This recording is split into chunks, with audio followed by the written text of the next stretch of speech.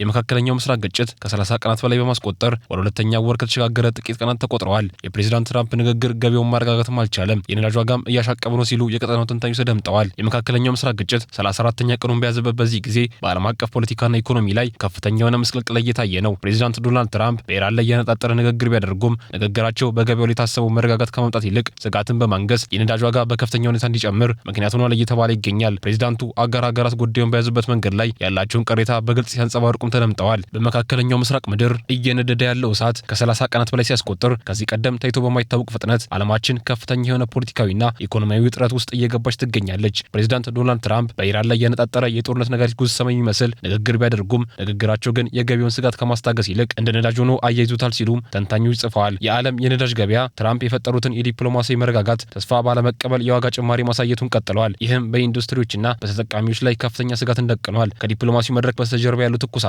እጅግ ከፍተኛ ሆኖ ሰንብቷል።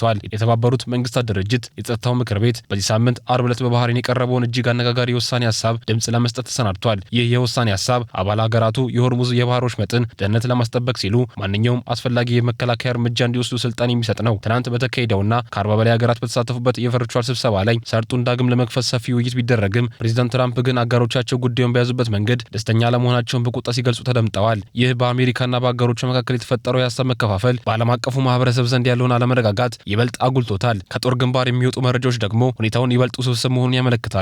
ለአንድ ወር ያህል በአሜሪካና በእስራኤል የተቀናጀም ከባድ የአየር ድብደባ ቢፈጸምባትም ኢራን አሁንም ያላትን ሚሳኤል የመተኮስ አቅም አላጣችም። የአሜሪካ የስለላ ተቋማት ግምገማ እንደሚያሳየው ቴህራን አሁንም በክልሉ ላይ ከፍተኛ ውድመት የመፍጠር ዝግጁነትና ብቃት አላት። የደህንነት ምንጮች እንደሚሉት ከሆነም የደረሰባት ጥቃት የኢራን ወታደራዊ መዋቅር ክፉኛ ቢጎዳውም ቁልፍ የሆኑ የሚሳኤል ማስወንጨፊያዎቿ ግን አሁንም ስጋት ሆነው እንደቀጠሉ ናቸው። ይህም ጦርነቱ በቀላሉ የማይቋጭ መሆኑ አመላካች ሆኗል። ይህ ሁሉ የፖለቲካና የወታደራዊ ትኩሳት በዓለም ኢኮኖሚ ላይ የራሱን አሻራ እያሰረፈ ይገኛል። የሚገርመው ግን ምንም እንኳን የነዳጅ ገበያ እያሸቀበ ቢሆንም የእስያ አክሲዮን ገበያዎች አርብ ዕለት መጠነኛ መነቃቃት አሳይተዋል። ይህ መነቃቃት የመነጨው ግጭቱ በቅርቡ ሊቆም ይችላል ከሚል ተስፋ ቢሆንም የእውነታው ዓለም ግን የተለየ መልክ ይዟል። በተለይም የአየር መንገድ ኩባንያዎች የአውሮፕላን ነዳጅ ዋጋ በመናሩ ምክንያት ከፍተኛ ኪሳራ ውስጥ እየገቡ ይገኛሉ። በመሆኑም የእስያ አየር መንገዶች የትኬት ዋጋቸውን ለመጨመርና የበረራ ቁጥራቸውን ለመቀነስ ተገደዋል። ይህ የኢኮኖሚ ሰንሰለት ግጭቱ ከጦርነት ቀጠናው በሺዎች የሚቆጠሩ ኪሎሜትሮችን ርቀው በሚገኙ ተጓዦችና ንግዶች ላይ ተጽዕኖ እያመጣ መሆኑን በግልጽ ያሳያል። ይህ ሁሉ የጦርነትና የዲፕሎማሲ ትንቅንቅ በዓለም አቀፍ የንግድ እንቅስቃሴ ላይ የራሱን ጥላ ጥልቷል። ምንም እንኳን የነዳጅ ዋጋ ቢጨምርም በዎል ስትሪት የታየው መነቃቃትን ተከትሎም የእስያ የአክሲዮን ገበያዎች መጠነኛ መሻሻል አሳይተዋል። ባለሀብቶች